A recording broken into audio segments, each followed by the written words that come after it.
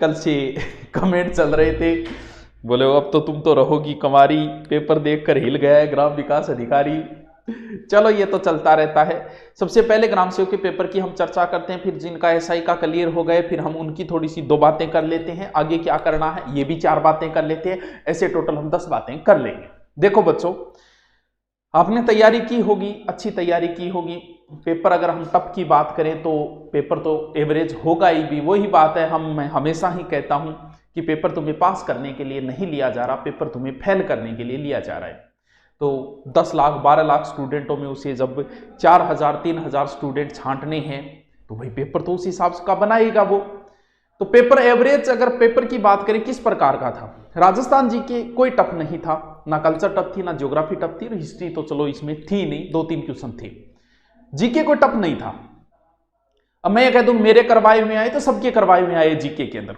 अगर आप राजस्थान ज्योग्राफी मेरा 4 घंटा का वीडियो और 19 वीडियो पड़े हैं कल्चर के और 7 महाद्वीपों के, वो वीडियो भी देख लेते हो तो लगभग 90% उसमें से मिल जाएगा आपको, तो सबके करवाए मिल जाए, इसमें कोई बड़ी बात नहीं।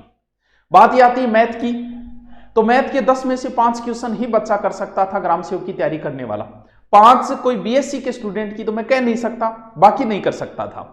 यानी 5 क्वेश्चन हमें तो गणित ने लूटा और कसर जो है वो हिंदी और कंप्यूटर ने भी नहीं छोड़ी।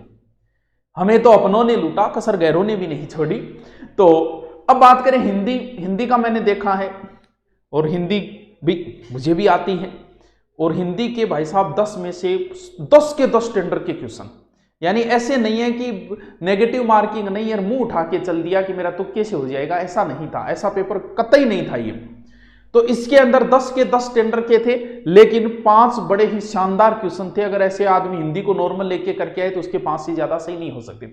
कंप्यूटर के भी 2 से 3 क्वेश्चन टफ थे, यानी 20 क्वेश्चन ऐसे थे जो हर स्टूडेंट को नहीं आ सकते थे इसके अंदर।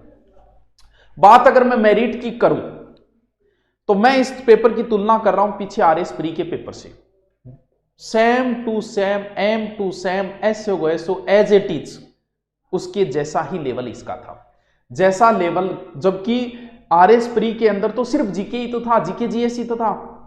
ग्राम सेवक बनने के लिए उसे इंग्लिश भी आनी जरूरी थी, हिंदी भी जरूरी थी, मैथ भी जरूरी थी, रीजनिंग, ये पास करने के लिए। जबकि आरएस के अंदर तो जीके से पास हो रहा था उसका, करंट और जीके से, चलो मैथ रीजनिंग थी लेकिन न आए तो भी प्री उसका हो जाता है।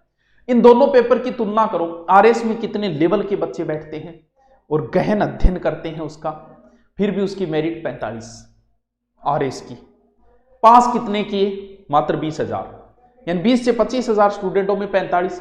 यहां कह रहे हैं हम 1 लाख पास करेंगे, लगभग 1 लाख समथिंग पास बच्चे होंगे, यानी 70-80 हजार मान लो, लाख मान लो।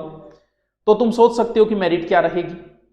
इसका मतलब मेरा यह मानना है, पहली बात, मेरिट का निर्धारण कोई अध्यापक कंफर्म नहीं कर सकता, ऐसे नहीं बोल सकता कि 58.70 रहेगी। मेरिट का निर्धारण जो भी अध्यापक करेगा वो अमूमन की जाती है। यानी मैं मानता हूं कि जो 50 के लमसम है, कितने के? 50 के, जिसका 50 कट छंट के जिसके 50% बच रहे हैं, कट छंट के तो इसमें नेगेटिव है ही नहीं, जिसके सही 50 बच रहे हैं वो अच्छी दौड़ के अंदर है। 60 वाले तो निश्चित होके बैठे, उन्हें तो मेहनत की तैयारी टेंशन लेनी नहीं है।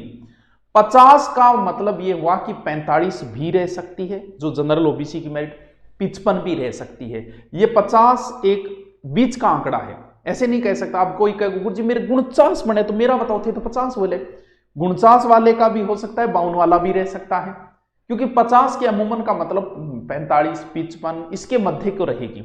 50 के ऊपर है उस बच्चे को मेन की तैयारी। अब